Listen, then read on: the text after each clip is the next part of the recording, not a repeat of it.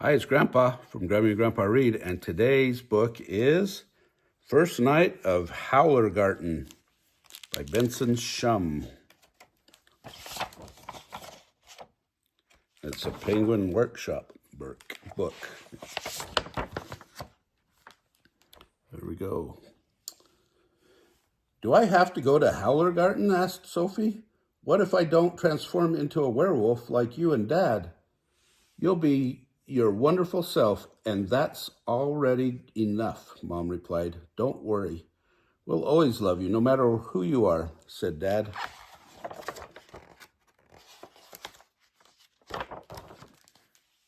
But Sophie did not want to remain human. She had heard from Molly, a first grader, that her friend's cousin's brother failed to become a werewolf on his first full moon.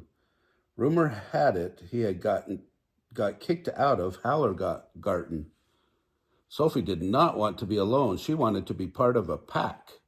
She's still human. So she gathered all her werewolf things, put on her favorite werewolf headband, and repeated werewolf thoughts to herself. I'm a howler. I have fur. I'll have fangs and a bushy tail. Sophie felt ready for school. Until the first bell rang. Good evening, Sophie, said her teacher. Ready to join our pack? Sophie whimpered.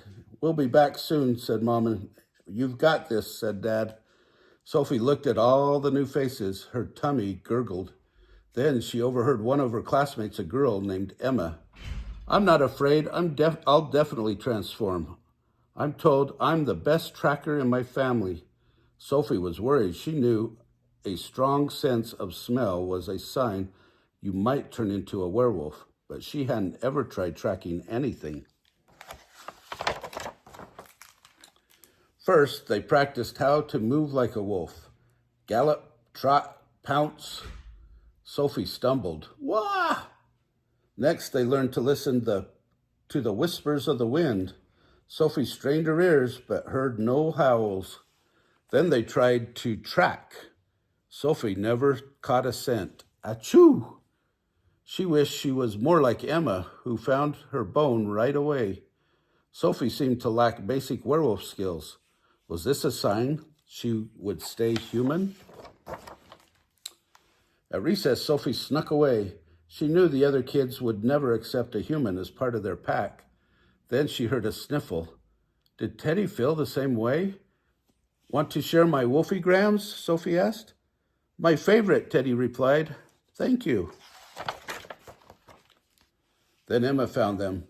Is that Vicky Fang? She asked. Look, I have Lola Fang. Can I play too? Randall asked as he trotted over.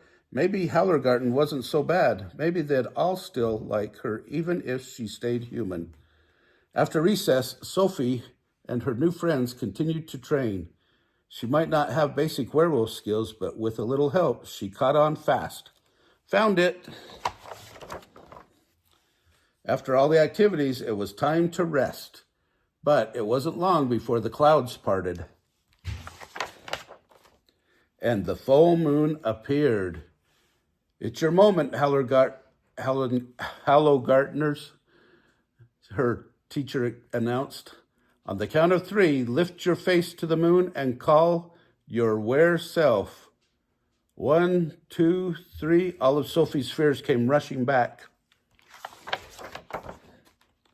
Her heart pounded as she counted. 1. Then Teddy reached over and held her hand. 2. Sophie decided she was ready. 3.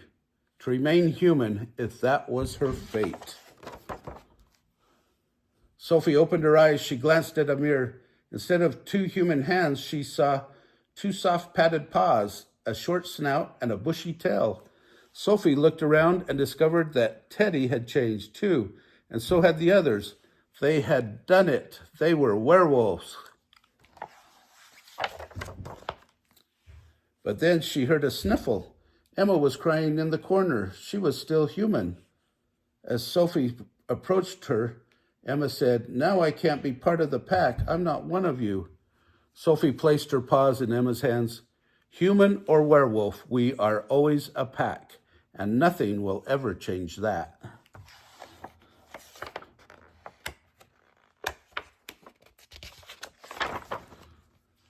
Together they trotted, and they tracked, and they perked their ears to the wind, and they pounced. And Sophie and her friends howled and growled until the bell rang. First night of Howlergarten picture. Oh, I hope you liked that story. If you did, like this book, smash the like button down below. Give us a big thumbs up. Subscribe to our channel of Grammy and Grandpa Read. And watch the playlist for Halloween and the playlist for back to school. And have a great day.